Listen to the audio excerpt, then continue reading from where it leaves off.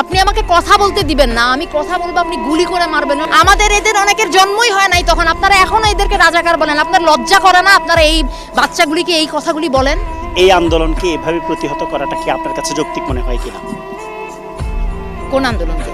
শিক্ষার্থীদের দাবি যেটা দমন পীড়ন, এটা তো আপনি কালকে যে সাইদ যে ছেলেটা ছিল, যে ছবিটা, রংপুরের ছেলেটা, ও নিরস্ত্র একটা ছেলে। আপনি স্টুডেন্টদের উপরে গুলি চালাতে পারেন? আপনি ছাত্রদের উপরে, নিরস্ত্র ছাত্রদের উপরে কোনো অবস্থাতে আপনি গুলি চালাতে পারেন? এটার জবাব প্রশাসনকে দিতে হবে। বাংলাদেশের মানুষ এটা জানতে চায় যে আমরা একটা প্রাণের কথা বলবো, একটা দাবি তুলবো। আপনার সেটা পছন্দ না হতে পারে, আপনি বাহাস করেন আমার সাথে। আপনি আমাকে কথা বলতে দিবেন না, আমি কথা বলবো, আপনি গুলি করে মারবেন। ও একটা মায়ের বাচ্চা, ও একটা বোনের ভাই, আপনি ওকে মেরে ফেলছেন। এটা একটা কথা হলো? এটা কিছু হলো? এইটাকে আপনি বলবেন? এইটাকে আপনি স্বাধীনতা বলবেন? আমি কিভাবে আপনি কি এইখানে আপনি এই প্রশ্ন তুলবেন যে রাজাকার নাকি কি? এগুলি হচ্ছে আপনার বহু